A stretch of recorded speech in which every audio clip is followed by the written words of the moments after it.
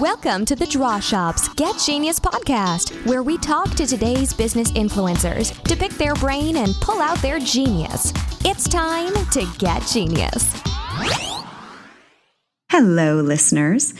You know what I love? When an interview totally energizes me. And that's what happens on this Get Genius interview with my guest, Shawn Anderson. You know, it's important as entrepreneurs that we remain in control of our thoughts because, as we all know, those thoughts become actions. Yet, it's also pretty easy to get uninspired when things go wrong or others cause us to have a ruined day based on a bad remark. Or do they? Well, we're going to talk about that and much more today. My guest, Shawn Anderson, is a #1 ranked motivational author, keynote speaker, and an unlimited thinker. A lifetime entrepreneur with a track record in raising performance and passion in others, Shawn and his go the extra mile philosophy and ability to produce winning results have been praised by political leaders, gold medal and world record holders, and media all around the world. Shawn is a 6-time author with over 75,000 books sold. And he is the creator of Extra Mile Day in the United States. You may have heard of this. It's a day recognizing the capacity we have each to create positive change in our families, organizations, communities, and ourselves when we go the extra mile. And you'll find out what all of that is about during the interview. What I love about Shawn is that he actually lives by what he speaks. He's not the guy that motivates you and then doesn't practice anything he teaches you. He actually walks the talk. Let me tell you a few other things about Shawn. He's built a $1 million company, pedaled a bike 4,000 miles across the U.S. twice. He's run a 100-mile race. He's created adventures in 40-plus countries, including having walked border to border across Japan, Spain, and Portugal. Incredible. And he just recently finished trekking across both England and Ireland on those 2 feet. Unbelievable. We're going to talk all about that. And it makes me kind of want to do it and also get scared to do it. Anyways, needless to say, Shawn is an incredible inspiration and has impacted tens of thousands of people around the world through his speaking and writing in the most positive way. So get ready to be energized yourself and inspired by this interview. Enjoy. Hey, Shawn, welcome to the show. Summer, it is so much my privilege to be here. Thank you so much for the chance to be your guest. Well, this is going to be awesome because as we talked about just before we started recording, we've got Fantastic Squared going on today. So we can't help but be awesome. Well, energy attracts energy. So let's see if we can create a supernova worth of energy, huh? All right, let's do it. Okay, so I want to start with Shawn as a little boy. No. Once upon a time. Once upon a time. There was a mom and a dad. Exactly. I do want to know, though. I want to know, when did you first realize that you were going to be an author and that you were going to start motivating other people? How did that happen? You know, I've been an entrepreneur my entire life, ever since I was 10 years old and selling worms to fishermen. So, you know, I've had that entrepreneurial spirit forever. But as far as writing, writing was my avocation initially.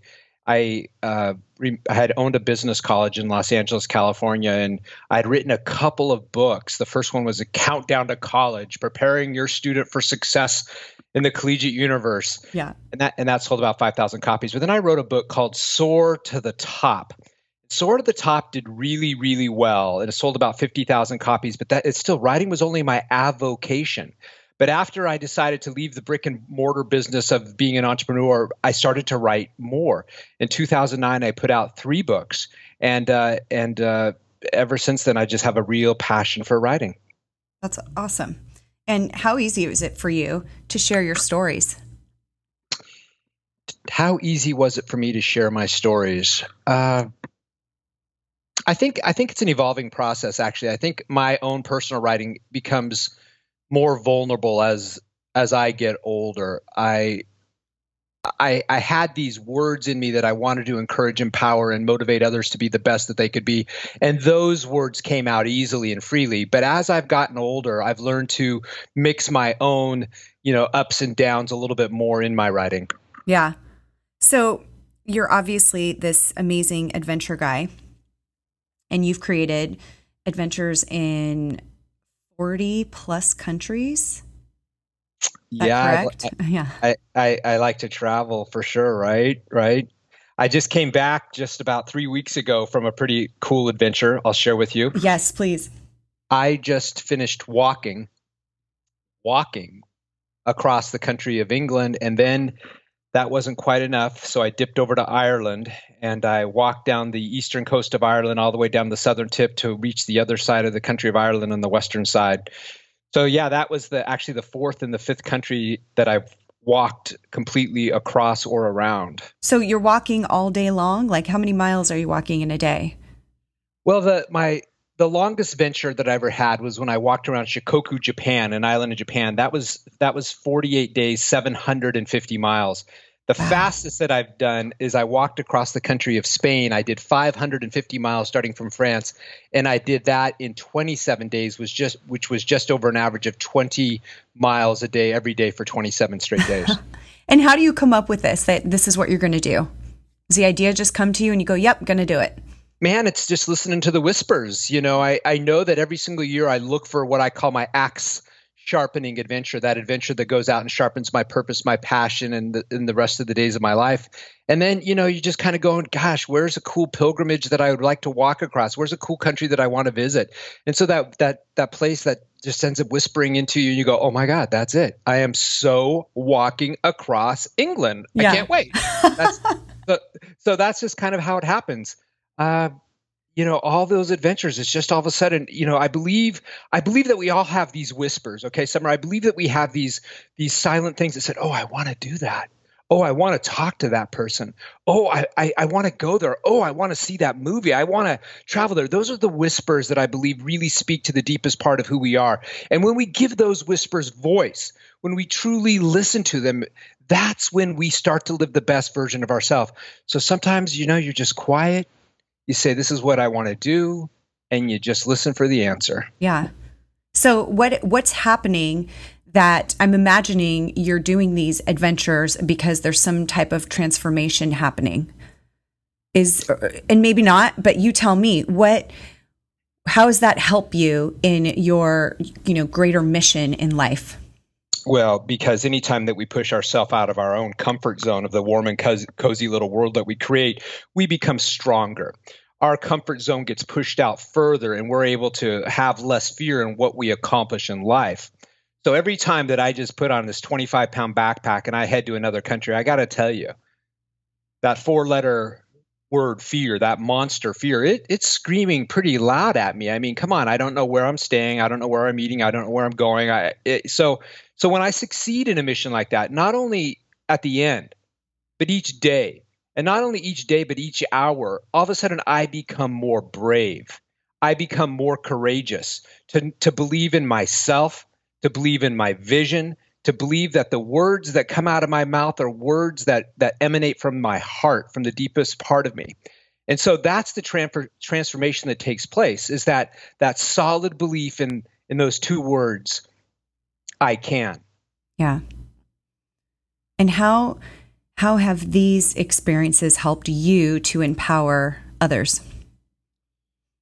Well, I believe one of them is my creation of Extra Mile Day in America. And that started in 2009 when I rode a bike across the country from one ocean to the other ocean. And along the way, I had events in 21 cities where I had the privilege of interviewing over 200 people identified as having gone the extra mile in life, in either overcoming tragedy, failure, defeat, or making something beautiful happen. So that sparked that idea of Extra Mile Day, of which I was elated in 2009 on November 1st to have 23 cities participate in, but it just keeps on growing and growing. Last year, there were 560 cities across the United States, 560 mayors that recognize their outstanding, amazing volunteers going the extra mile in volunteerism and service to make the world a better place. So let's talk more about Extra Mile. And what does that mean for somebody who, a lot of us have heard going the extra mile, going a little bit, beyond what you're expected to do. What is your definition of it? Well, if somebody really wants more in their life in a number of areas, let's say you want more business success, you want more career success, you want more success as an author, more success in your relationship, more success in your health. You can't keep doing the same thing and expect more. You can't keep walking the same status quo road and expect that you're going to change your results. Our lives change. Our lives change from the good to the great when we do more, when we be more, when we give more. That's called going the extra mile. At work, it means making the extra few phone calls a day that might generate success, that might generate that extra sale. In health, it might mean even when you're tired, you come home and you don't want to exercise. It's just getting out there and walking for 15 or 20 minutes, just going the extra mile. In your relationship, it's just not coming home and whining to your partner, your spouse, but it's surprising them for no reason at all with something special to make them smile. Yeah. That's called going the extra mile. Every day, you and I have tens of different opportunities to go the extra mile. And every time we do, our lives become just a little bit better. How do we recognize those moments? Some people get very stuck in the day-to-day that, they're kind of oblivious to those little opportunities. How can we become more aware to recognize here's an opportunity to stretch? Well, let me just ask this question. I mean, every day I think someone should ask themselves, am I happy?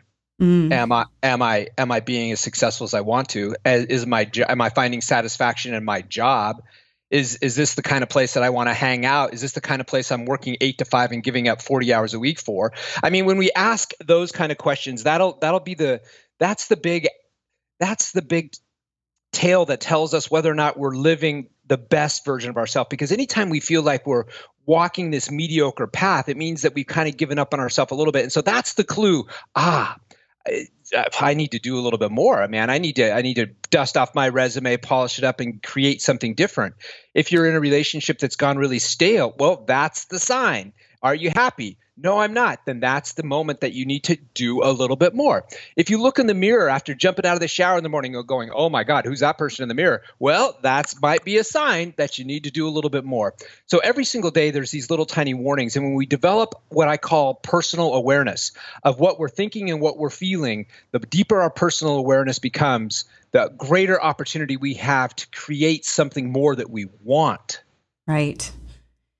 So have you come across an experience with someone where it was quite a challenge to shift their thinking, to empower them and to help them overcome their inhibitions? Yeah, absolutely. I mean, if a person's stuck on being mediocre for 20 years, you can't change that thinking overnight. I want to hear what you do. How do you work with those people? Well, first off, I don't have a magic Harry Potter wand that I can't change a person's mindset overnight. Darn it!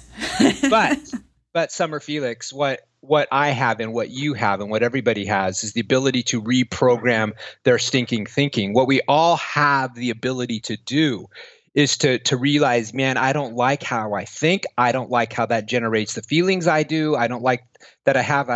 I don't like what those feelings make me do later. So once we realize that, we go back into the brain that sits on top of our shoulders, the computer that sits on top of our shoulders, and we reprogram that dude. We start filling ourselves with positive affirmations. We read positive stuff. We surround ourselves with positive people. We slowly start nudging forward into this mindset of believing that I can versus I can't. We slowly start to see the positive in the world rather than the negative of the world. Those are baby steps that we work on every single day. Disciplined steps that slowly start to change us because we can rechange our thinking. I believe that we can take any negative thinker and over time with a disciplined approach, we can change that person to be a positive thinker. I believe that. So who are some of the people that have influenced you and have inspired you to go the extra mile yourself? Well, sometimes I'm asked who my mentors are in life or who the people are that have been my role models, my superstar heroes. And I got to tell you, I have a different spin on this, Summer. My spin is that that your mentors in life, that your heroes in life don't have to be people that you've even met. The two most influential people of my life were people that I've never met, and one of them wasn't even alive when he first became my mentor. Yeah. I was back in a 7-Eleven after graduating from Berkeley, trying to figure out what to do with my life. I was working a graveyard shift at 7-Eleven. And when you work graveyard shift, you have a lot of free time. I started reading every positive motivational book I could. One author by the name of Benjamin Franklin wrote a book called The Autobiography of Ben Franklin. And right then I learned the power of what it meant to have accountability systems. He wanted to change some specific qualities about his existence. So he created an accountability system over 30 days where he focused just on that item. That was such a turning point for me, understanding about accountability and that you can actually choose to go develop a quality or a skill or a habit in yourself. That was number one. Number two was a guy named O.G. Mandino. He wrote a book called The Greatest Miracle in the World, and he turned my thinking around about how motivational books even have to be. They don't all have to be like Stephen Covey's The 7 Habits of Highly Successful People, the 10 ways that you become a millionaire, the 15 ways that you can have a great relationship, the 72 ways that you can have better health. It doesn't have to be systematic like that. He took these success principles and he wrote them into a fictional story where the person could not only be entertained by the story they read, but they can just grasp and soak in all those success principles. So I love Dog Mandino. He became my role model and my hero, and I even probably adopted a little bit of his writing style. Awesome. Okay, so I have a loaded question for you. Actually, it's a loaded question that most people ask themselves. And it is, well, first off, Summer, yeah, your questions are so brilliant. I swear to goodness, I do a lot of podcasts, a lot, and I've never seen such originality and flow from, the person asking the question. So I'm grateful that you have me on my toes today. So thank you, Summer. Oh, well, Felix. good. Awesome. I ask this stuff, I think, what do I want to know? And that's pretty much mostly what my audience wants to know too. So I think we're accomplishing that. This loaded question that a lot of people ask themselves, and it puts a lot of pressure on them. What is my purpose? When people come to you trying to figure out what that is, what is your answer to that? Well, you just asked me about the most loaded question you could ever ask me. You're right. I mean, this is a softball that looks about as big as a basketball to me right now. I actually do have a mission statement in life. I believe that every person that wants to create the biggest difference in their life should have a mission statement. Mine is very simple.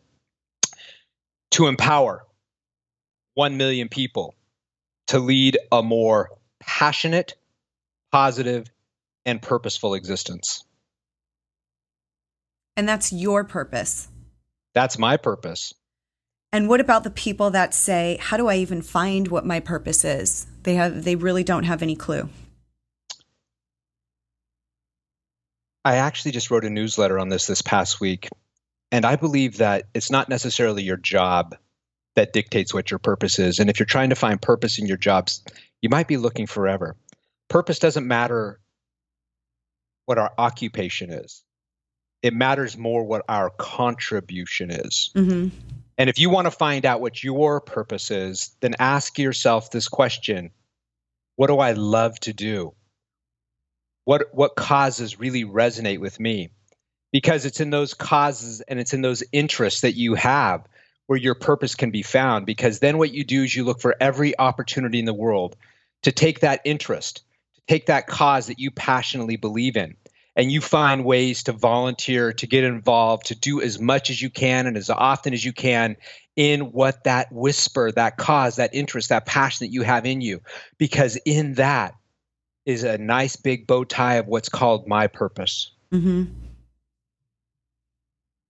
That a lot. Got to sit with that.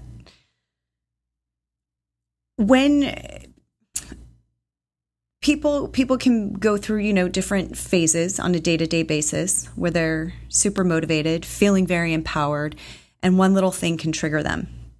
And then all of a sudden it's just this like storm of thoughts telling them, all the exact opposite of what they were feeling just beforehand. What is your advice for someone to overcome those series of thoughts and really get back in control? Well, first off, we have to be aware that we just had some really crummy feelings that we didn't like, right? Right. because those the thoughts turn into feelings, and all of a sudden I'm feeling super sad. I'm feeling super mad. I'm feeling frustrated. I'm feeling disappointed. So those feelings, they were triggered. They were triggered by what? They were triggered by our thinking on those thoughts. So if we want to control our feelings, we have to learn to control the thoughts. So that's where that whole self-awareness thing comes in. So all of a sudden you go, okay, Shawn, this is what I'm feeling. I don't want to feel this. What are you thinking that's making you feel this? Well, I'm thinking this. This person really ticked me off because of this. Okay, then let's go in and have a little self-talk with ourselves about that moment, because I don't want to keep feeling this. So I've got to tweak these thoughts and find another way to spin that thought so I don't have to keep feeling this crap that I'm feeling. Are you with me? Yes. But that's where it starts, because our thinking determines what we feel. Our feelings determine what we do and give back out into the world. So it's this circle, and the better that we do in the world, the better our thoughts are, the better our feelings are, the better our actions are. Again, it's this snowball that we create either one way or another. But it all starts with what we think. And that's the part that you and I have a chance, and every listener has a chance to be in control of. I mean, who really controls your thoughts, Summer? I mean, is it another employer, an employee? Is it a listener? No, I mean, you're the one that takes all of that in and processes, how you're going to respond, how you're going to react. So you just got to be aware of, how am I responding to that? It's so true. And it's so easy for people to blame others. You made me feel this way, or I can't believe I let him make me feel this way, or let her make me feel so insecure, things like that. And it's so funny when you catch yourself saying something like that and you realize that doesn't really make any sense at all, that somebody else could have the power to control the thoughts that are happening in my brain. That's right. And I mean, I hate crummy feelings. I don't like them, man. And so if I don't like the crummy feelings, and Summer, if you don't like the crummy feelings, then why would we even allow ourselves to feel the crummy feelings? Right. Exactly. And so, if I'm going to sit there and I'm going to let you tick me off for 4 or 5 hours, you're probably not even thinking about it, but I am just livid, and I continue to be livid and feel livid and think livid. There's only one person whose fault it is at that point, and it's not Summer Felix. It's me. It's me for giving you the power to direct my feelings. It's me for being silly enough to keep thinking these terrible thoughts over and over. Come on, man. We are responsible for our own existence. We are responsible for what we think, for what we feel, what we do. The more we keep pointing fingers to the government, to our boss, to the customer service call that went all haywire, to our spouse, to our partner, to our kids, the more we point fingers and say, oh my God, you're wrecking my life, the less power you have of ever living the kind of life that you'll be proud to live. Absolutely. So do you have some daily practices that you do that keep you kind of in that good, like that just keep you in momentum? Oh my gosh, of course. I mean, it's just like any muscle. You've got your motivation muscle has to be worked and exercised every single day from the very, very beginning. I mean, for example, if I wake up in the morning and I go, oh my God, I can't believe all the things that I've got to do today. This list is so long. Oh, this report is due. Oh gosh, I forgot to pack my kids' lunch. Who's taking the kids to school? Oh my! I mean, if we start off with that kind of mindset, what kind of day are we going to have? Yeah, chaotic. Yeah, chaotic. So we got, again, we're letting our life dictate what we think, which then dictates what we feel. So it's really a disciplined process. Every morning, what I do before I even start my world conversations with anybody else is I have a meeting with myself. It's really a meeting where you just really kind of go over your plan of attack today, what you want to do, the things that you want to achieve. I read a positive affirmation. I ask myself a few morning questions. Who do I want to encourage today? What am I grateful for? These kind of questions start to change the tone of my own thinking, which changes the feelings that I have. I get more excited about the day. But it's all about what I'm putting in my head in the very morning, at the very beginning of the morning. If I sign on to ESPN and I find out that the Dodgers lost last night, and I'm a huge Dodger fan, I got to tell you, I've just given myself ample reason to think that the morning's going to suck. If I missed watching The Bachelor last night, and I signed on to find out who got kicked off, and my favorite person got kicked off the show last night. I'm going to go, oh my God, how could he kick her off? I can't believe it. My morning's going to suck. So, it's what we're putting into our thoughts and our thinking from the very, very beginning. So control what you think, control your mind, control how you want to live your day.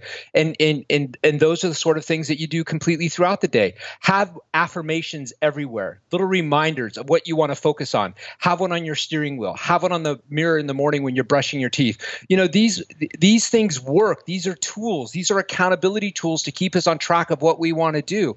Go back and read them. You got to keep putting positive into your head, because the world is going to kick negative dirt at you all day long. The world is going to kick you in the teeth, punch you in the gut, and it's going to do everything possible to get you off of the gold medal stand and kick you down to the bronze medal stand. So you've got to be the one that keeps building yourself up so the rest of the world doesn't keep breaking you down. Yeah. Do you have a story that you can share with us of a really bad time? Like one of your worst moments, worst times that actually turned into something really, really good? Okay. You're a good digger here, Summer. Yes, I am. 2009, I created the Extra Mile America Tour in a Forrest Gump sort of way. Took my 47-year-old non-bicyclist, let me repeat that, 47-year-old non-bicyclist body, 4,000 miles across the country. But that was just a symbol of what it meant to go the extra mile. My staff had created these events in 21 cities. Each day, each city had a scheduled date that I had to pedal my rear end to that city and conduct these interviews with these people. I had a road manager with me. The road manager drove a van. I had an extra bike in the van in case I had a flat tire ever, so I didn't lose time and can get on that bike and keep pedaling. The road manager was very, very critical to me because it carried all the interview stuff, everything going across the country. It was day 2. We had our first event in San Francisco, our second event in Oakland. It was midnight that night. I was in the hotel room. I get a call on my phone in the hotel room. It's my road manager. My road manager says, "Shawn, I quit." I go, "What do you mean I quit? We just started this sucker. You can't quit yet." "No, this is not fun for me. I don't want to do this. I quit." I go, Okay. Let's back down now. Can you help me get to Sacramento? We've got an event with Mayor Kevin Johnson there in a couple of days. "No, I called a ride. Someone's coming to get me tonight." So there I am on the Extra Mile America Tour. This is a huge event. I've invested over $100,000 of my own money to make this sucker happen. Over 6 months of planning. On the second day, my road manager quits. Oh. That not only on the second day at midnight, I'm supposed to be pedaling it in 6 more hours. So at that particular time, I called every person that I knew that had been associated with the tour. And I said, "Hey, ideas, come on, throw them at me. Throw them at me. What do we do? Almost everybody, Summer, said this: "Shawn, it's a sign." I go, great. What's it a sign of? "It's a sign that means the Extra Mile America Tour is not ready to go the extra mile." Well, when anybody starts sharing that at me, I start thinking, well, that's just not going to happen. So at that point, I realized I did not have to get to Boston, my finish line, the next day. I just had to find a way to pedal to San Francisco and find a guy to drive my vehicle one day. And so that's what I started piecing together. I worked the phones really hard that night, found someone that could come and just drive me for one single day. And so the whole time, for the next 2 weeks, I kept working one day at a time until I found a driver that would take me to the very end. So sometimes in life, when you really have a huge goal, sometimes in life when there's something that you really want, I can assure you that life is going to throw a major Mount Everest-like in your way. You've got a choice right then to say, how bad do I want it, or am I willing to give up? That was just a way for me to earn my extra mile stripes. But the only one that can ever really stop a Summer is the person that you're looking at in the mirror, right? Right. Exactly. Tell me about, you have lots of books, but tell me about your most recent book.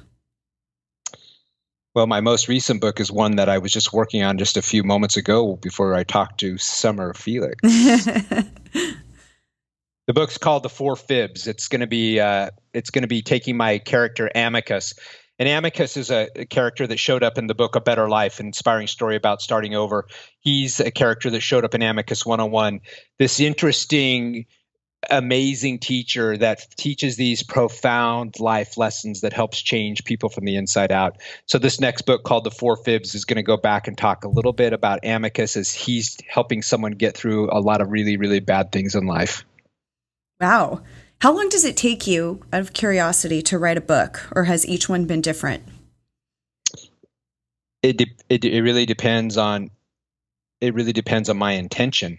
Yeah. I have a deadline goal for myself of finishing the first draft of this particular book by the end of August. So I have that mapped out into specific steps of where I have to be to get to the finish line by the end of August. If you've got a mission that's super important to you, you can't just keep saying, this is my mission, this is my goal. You've got to put a deadline on that, and you've got to start working backwards from that deadline to figure out all the steps that take you to get to where you need to be eventually. So that's what I'm doing right now.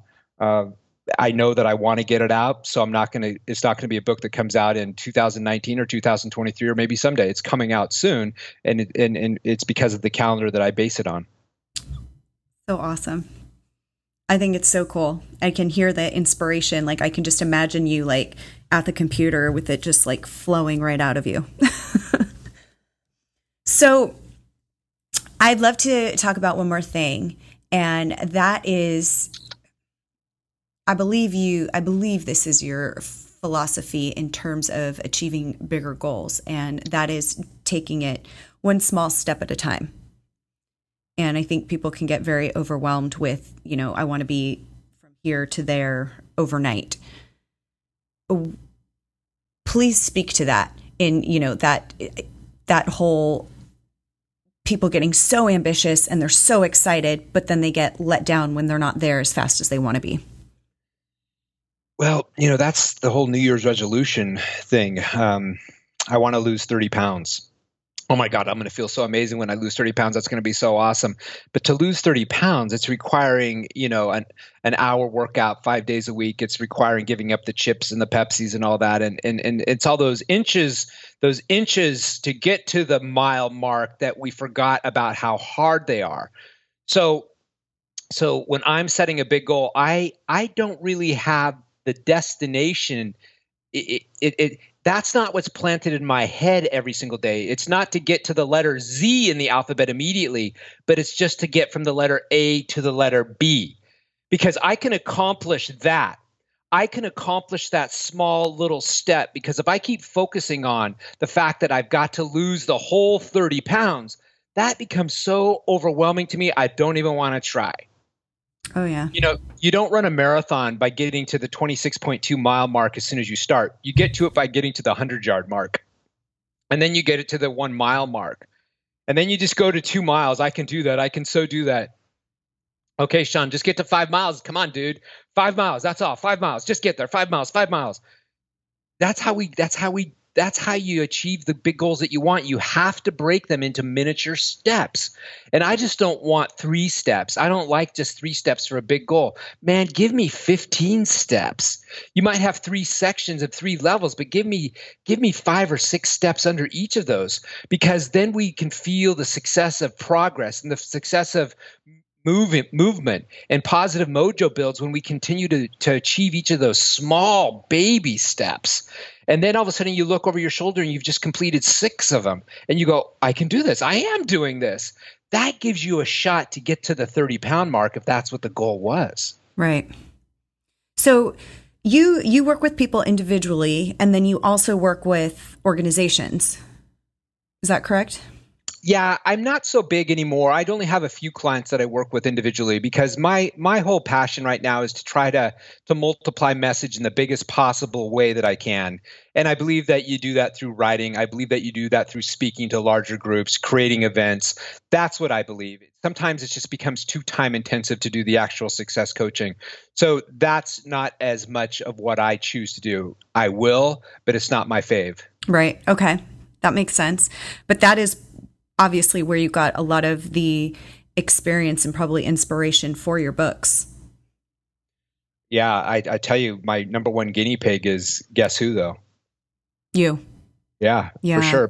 Because for example, if I'm on one of these long walks and I'm feeling like, OMG, why am I doing this? This absolutely is the worst thing I've ever thought of in the world. I mean, it's raining like I'm taking a shower outside for 10 straight hours. I mean, I remember walking through Japan, on the coast of Japan, and I got caught in a few days of the largest storm ever. And I really did feel as if I was taking a shower all day long. The water was coming down so hard. The water on the roads wasn't draining fast enough along the highways, and the water was like up to my shins. I was walking through it. And I can assure you that the thoughts going through my head were not, this is amazing. This is fantastic. I'm loving it. I can assure you that is not what I was thinking. I was thinking like, this absolutely sucks. This is the worst thing ever. Why are you doing this? This is crazy. So I take that moment, and that's when I become my own guinea pig. And that's when I learn to really understand what other people might feel in their bad moment. Just start working through that whole thought process and realize, hey, I've never done this before. And, the cool thing about it is I really believe that I am going to get to where I want to get to today. And this is really a cool adventure. And oh man, is this going to make a great story later. Come on, you can do this. Keep going, keep going. Just try to get up to around that corner. Let's just set that goal right there. Just get to the corner. Keep going, keep going, keep going. You got this. Okay, way to go. I mean, it's that's kind of self-talk that changes the whole attitude, that transforms you in the middle of a really bad moment. So it's that kind of stuff that I get good at doing that I can help show other people how to get good at doing too. Right. And where are you getting your feedback from your readers and your audience? Well, I'm lucky enough that I put out a newsletter every Thursday called Inspiration Thursdays, and this week actually is my 290th issue. I've got a very sizable list, and I'm so happy that so many people write back and share how they reacted or what it meant to them. And I keep building off of their particular words. Oftentimes if you're getting feedback from, people who might have heard you somewhere, you'll get feedback, good and bad. Sometimes our message can't be for everybody. Sometimes some people don't want to go the extra mile. They'd rather sit on the couch and watch Wheel of Fortune and buy imaginary vowels with Pat and Vanna. They might want to do that. I mean, I get it. I'm only for the people that truly want to live the best version of themselves. And if those are my sort of people, and if I'm their sort of person, then we'll connect and we'll find a way to find each other and we'll build each other. So awesome. So where can people find out more about Shawn Anderson? Well, they're going to listen to this really fabulous podcast called with an amazingly creative person named Summer Felix. And after they listen to Summer Felix and a couple of other great podcasts, then they might choose to Google ShawnAnderson.com, SHAWN, Anderson, ANDERSON.com. And there they have a chance to sign up for a weekly newsletter that does nothing except add value to your life, man. It's not going to sell you a thing ever, but it does promise to push or pull you up your own mountain. Fantastic. Love it. Shawn, thank you so much. I love your energy. I love everything that you represent, and I'm so happy you were on the show. Well, Summer, I appreciate you. I had a chance to read a little bit about you and your story, and I think that you are a brilliant creative writer. I love your writing style. I love your use of those 26 magical letters. I love that you combine your own life experiences in a brilliant way that helps your purpose shine and then helps other people's find their purpose. So thank you very much, Summer. Well, that's it. My day was made. Thank you so much. Okay, don't forget to go the extra mile. I will not. Thank you for listening to today's Get Genius. You can learn more about The Draw Shop at www.thedrawshop.com, on Facebook, LinkedIn, and Twitter. Your home for kick-butt custom whiteboard marketing videos. Your ideas come to life. Thanks for listening. Please share, comment, and make any suggestions for future Genius guests.